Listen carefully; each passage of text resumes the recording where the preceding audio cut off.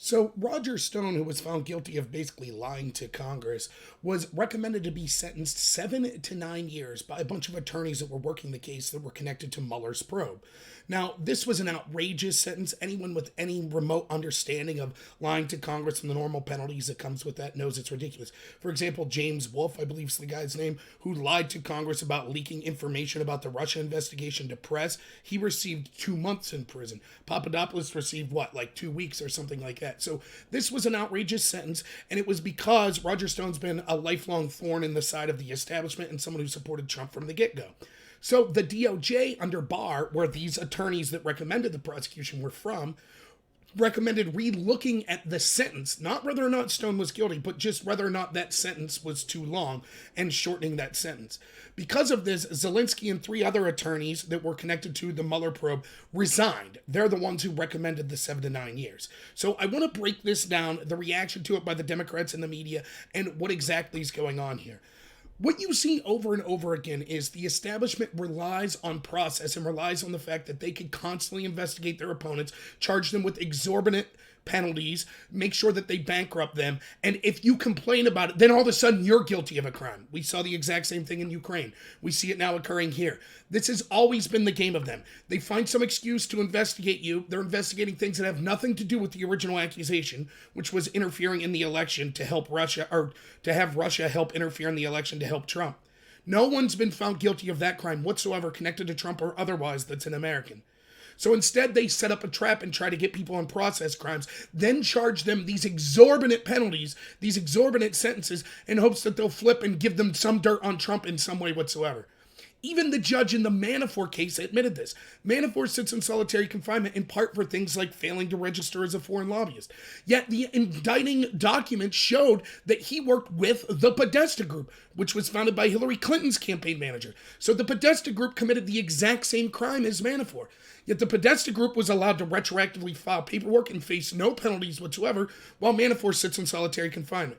It's the same with people like Flynn that were bankrupted for supposedly lying to Congress, which I've showed you definitively on this channel was a lie. He never lied to, at the FBI, not Congress.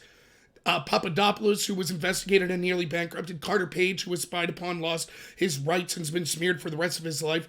All of this for crimes that we know people in the intelligence community and the Democrats have committed. For example, we know for a fact that Brennan has lied to Congress. We know for a fact that James Comey lied to Congress when he said that he only talked about the leaks of classified information that he had to 2 people, when it was actually more than that. It was at least 3. We know that Clapper, the former head of the Director of National Intelligence, at least twice lied to Congress. One, when he lied and said that our Fourth Amendment rights weren't being violated because the government wasn't knowingly collecting data on us. That was a lie. And second, if you watched my live stream last night, I showed you the documentary proof that shows he was asked by Congressman Rooney whether or not he discussed the dossier or anything else related to the Russia investigation with any press. Clapper said no, definitively. Then he was showed evidence that he had talked to Jake Tapper. Then Clapper said, okay, yes, I did. That's lying to Congress. In that case, the Democrats specifically said, oh, that's okay, it wasn't a bad lie. He was Director of National Intelligence. It wasn't classified material anyways. That's outrageous. So not only did they not want Clapper sentenced to 7 to 9 years like they want Roger Stone for the exact same crime, but they said he shouldn't even be charged. It was okay to lie to Congress in that instance. And that's what's infuriating about this whole thing. I've said from the outset, I don't care if Trump or people connected to him, if they broke the law, they should be charged with those crimes. I don't mind. That's fine. I'm not going to say, oh, it's okay for my side to do it. But what's infuriating is when these same crimes are broke by people on the other side or in the intel community, they're always forgiven. It's always the harshest penalty possible for people connected to Trump and the easiest thing possible for those not connected to Trump or those against Trump. Over and over. Now we see that all the people in the intel community, the ones that were at the head of it, your Brennans, your Clappers, your Comeys, your Bakers, your Rebeckys, Rosensteins, Ray, all of them have animus towards Trump. So the people running these investigations, including the lawyers that Mueller hired, like Zelensky, I forget to say Andrew, all of these lawyers had connections to people that were in the Democratic Party. Some of them had represented Hillary's foundation before and things like that. So they all have animus towards Trump, yet we just have to take their words when they say, we need to raid houses in the middle of the night. We need to tip CNN off so that we could raid Roger Stone while he's in his underwear and go in with guns drawn, and CNN's filming it to embarrass him. All of this stuff, we're supposed to just take it, shovel it. Yep, that's the way it should be. So now we have the Democrats, as I predicted last night, they're coming out and saying they demand the IG does an investigation into Barr. They're calling for Barr to resign. They're demanding investigations into Trump and his team. And they're going to say it's another reason for impeachment. Right on schedule. They want the abusive situation. They want to be able to abuse the law enforcement system over and over and over again, to go weaponize it, to go after Trump. But when Trump tries to remedy it by telling people that they're fired that committed these abuses, having people forced to resign that have committed these abuses, or righting wrongs where they're giving exorbitant sentences for this type of stuff, all of a sudden they say, oh no, the original corruption by the FBI wasn't the problem. It's Trump complaining about the corruption. Never forget, the IG report showed that he recommended criminal referral for Comey for leaking classified information to the press. He showed that over 17 times the FBI broke protocol, including breaking the law and doing things like changing evidence to say the opposite of what it was, and continuing the wiretapping on Trump's team months after they knew that all of the information in the Steele dossier was garbage. We know that the Mueller team knew from the get-go that there was absolutely no justification for the underlying charge that Trump or people on his team illegally conspired with Russians to affect the 2016 election. Yet they kept that investigation going for years after the 2018 election to help the Democrats in the 2018 election.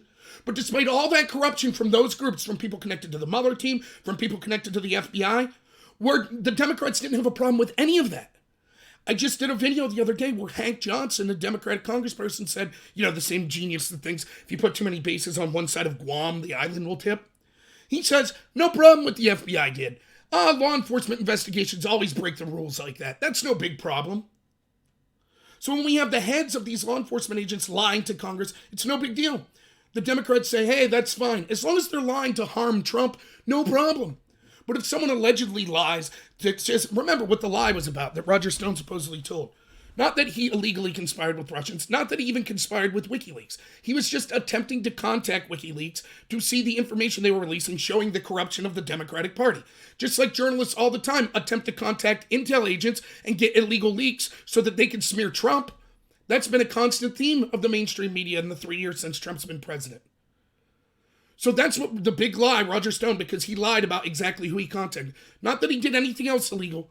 Supposedly he obstructed Congress and he lied by lying about this, and that's his charge. Remember, Wolf, who lied, the guy who lied about leaking to the press about Russia investigation stuff, he got 2 months in jail. Roger Stone, they're seeking 7 to 9 years. In addition to that, we know that people in the Democratic Party connected to Hillary Clinton, including Hillary herself, lied to the FBI. Mills and Abedin from WikiLeaks emails that have been leaked, it's been proven they knew about Hillary's server in 2009. Yet they testified to the FBI, which we've seen from FBI documents, that they were unaware of the server until after her tenure as Secretary of State. That is a blatant lie. They were not charged. The FBI agents also said they thought that Hillary Clinton, quote, defined credulity when she testified to the FBI, that she thought the C on the top of documents meant alphabetical order and not a classification designation. So over and over we see, again, let me repeat, if people connected to Trump broke the law, if Roger Stone lied to the FBI, that's fine. He should be charged. I'm not so sure he has. I've done videos that talk about the judge being a credible animus against Trump and Roger Stone in this case. So the case needs to be looked at anyways. But if he did break the law, fine. But you can't give exorbitant out of the ordinary penalties just because the guy worked for Trump. When it's people connected to us, we'll say, no need to charge them, just give them all immunity. And if they ever will get charged, we'll give them the latest possible sentence, like this Wolf character that got 2 months. But Roger Stone, they say, basically throw him in jail the rest of his life over this. Over lying about contacting a radio host.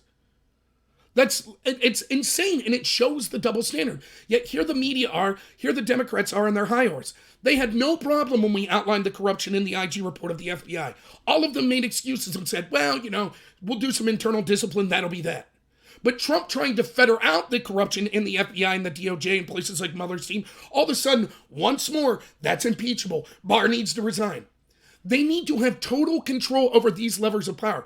They've had that total control for so long with all of the executive branch agencies, the DOJ, the FBI, the CIA, the IRS, the EPA, and they've been acting corruptly to go after the non-establishment people, that now when they're just having one person who's slightly trying to investigate that, they scream and shout, this is a dictatorship. How dare you interfere in our corruption that's designed to keep us in power? Just like I told you with the impeachment investigation, the Democrats and the media and academia and the entertainment industry and Silicon Valley's reaction to the DOJ stepping in and just saying, look, we think we might want to reduce this sentence. Their reaction saying that it's a crime, that Barr needs to resign. This is once more about criminalizing, investigating the corruption of those very groups. So, hey, if you like this video, please like and subscribe. I'll be putting more videos out daily. I'm going to be doing a live stream at least Friday at noon, so you can check that out. Many weekdays, I do a live stream 11 p.m. All these times are Eastern, by the way.